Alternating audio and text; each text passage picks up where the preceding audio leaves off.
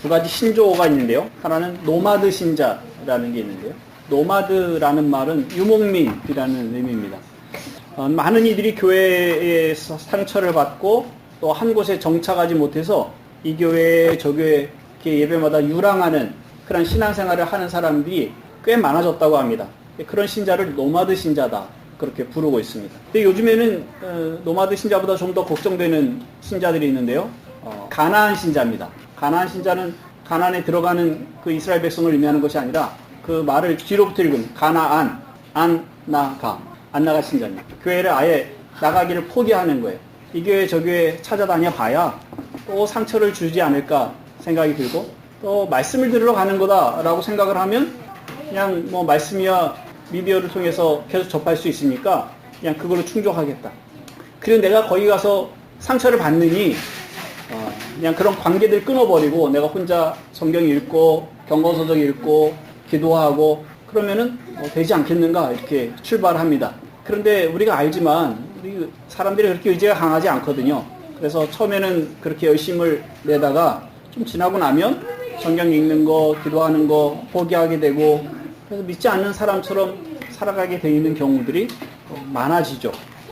교회를 안 나가는 사람들만 문제가 있는 것이 아니라 교회를 차시 나가고 있는 사람들에게도 또 문제가 있습니다. 하나님과 인격적인 교제를 통해 죄의 용서를 받고 상처가 치유되고 관계가 회복되고 그래서 삶의 변화가 조금씩 일어나야 하는 것이 신자들에게 요구되는 일인데 오랜 교회 생활에 그러니까 신앙이 화석과 같이 흔적만 남는 겁니다. 언제부터 신앙생활을 했고 어떤 봉사의 일을 하고 하는 것들만 남았지 삶의 변화는 여전히 일어나지 않는 그런 신자의 모습을 가지고 살아갑니다. 하나님께서 나의 삶을 도와주실까? 복을 주실까? 혹시 그렇지 않으면 혹시 사고 나면 어떡할까? 하는 이 두려움이 사람들 안에 많고 적음에 따라서 다르겠지만 그게 있습니다. 그래서 교회를 가는 그런 경우들도 많이 있습니다.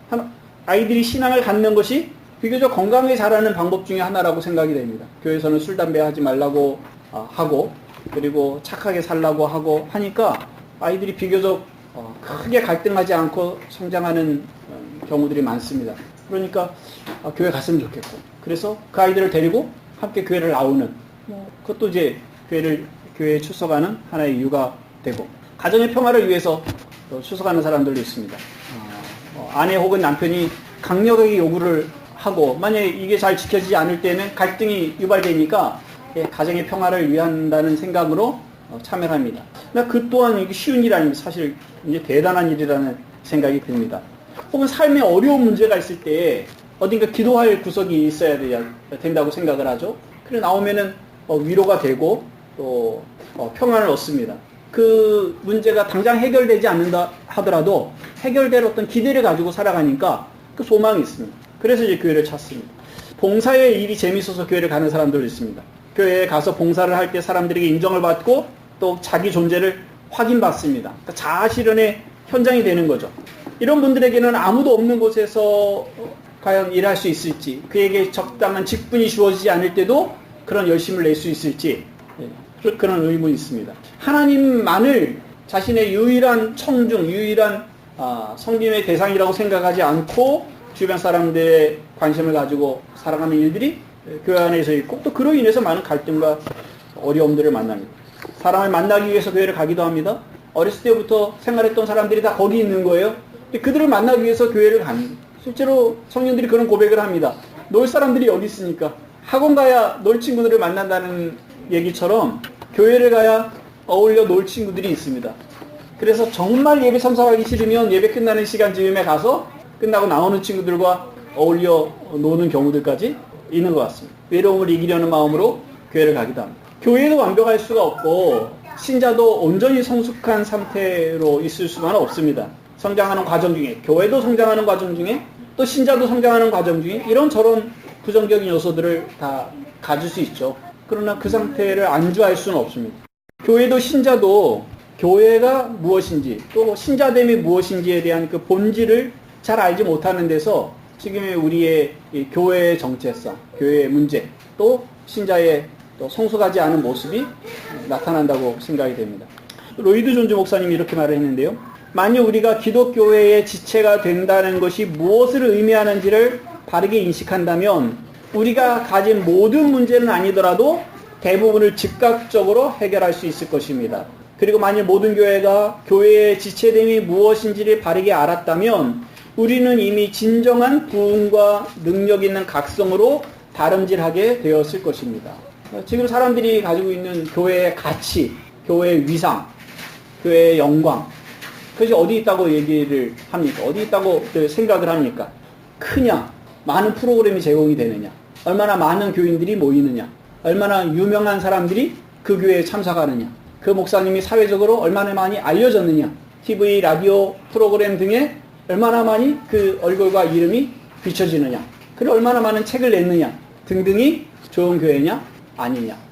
하는 것으로 보통 사람들이 얘기를 합니다. 예배당의 크기와 화려함, 또는 큰 규모의 성가대와 오케스트라. 그래서 음악을 들으러 가는 거죠. 그리고 혹은 사회적인 역할. 이런 것들이 교회를 평가하는 기준입니다. 그 자녀의 나이에 맞는 예배와 교육이 있는가? 청소년 예배와 또 청년 모임이 잘 짜여져 있는가? 거기에 신혼가정부는 있는가? 요즘에는 노년부가 있는가? 이런 등등의 온갖 그 연령층에 맞는 그 교육 프로그램들 그리고 문화 프로그램들이 있느냐 없느냐가 저 교회 괜찮은 교회야 하고 소개를 시켜주는 거죠. 실용적인 면에서 교회의 가치를 매기려고 하는 것은 교회가 무엇인지를 잘 알지 못하는 것이죠. 레리 크랩이라고 하는 기독교 심리학자가 교회가 교회되게 라는 교회와 관련된 책을 썼습니다. 그 안에 이제 이렇게 질문을 하는 내용이 있는데요.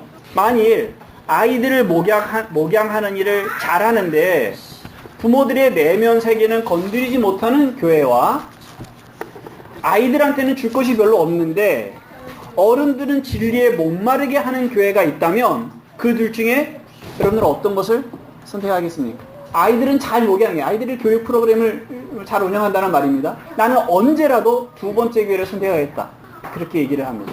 그렇게 말하는 이유는 아이들에게 훌륭한 것을 제공하고 그러나 어른들의 영혼을 자극하지 못하는 교회는 보통 그런 교회들이 있습니다. 그리고 어른들은 내 아이가 훌륭하게 양육을 받으니 그걸로 충분하다고 생각을 하는, 안심하는 거죠. 괜찮다고 생각을 합니다. 그런데 두 번째 교회는 아이들에게 충분한 것이 제공되지 않는다는 긴장이 오히려 부모로서의 자기 역할을 고민하게 하고 깨어있게 하죠. 동시에 진리가 그의 영혼의 깊은 문제들을 자꾸 건드릴 때에 어떻게 살지에 대한 심각한 고민들을 합니다. 그런 고민들, 하나님 앞에서 정직하고 진지한 그 고민과 그 삶이 그 자라나는 자녀들에게 훨씬 더 큰 도움을 준다고 그렇게 말하고 있습니다. 글을 쓸 때 이렇게 썼는데요. 하나님께 사로잡힌 부모가 자녀에게 미치는 영향이 최고의 중고등부 프로그램이 주는 영향보다 큰 법이다. 비교할 수 없을 정도로 더 크다. 그렇게 말합니다. 그래서 레리 크랩은 늘 진리에 직면하여 자기를 부인하고 진리를 따라 변화하기를 갈망하며 씨름하는 예배와 또 그런 공동체가 있는 교회가 좋은 교회다. 그렇게 말합니다. 그런 교회의 가치가 진리에 있다고 말하고 있는 겁니다.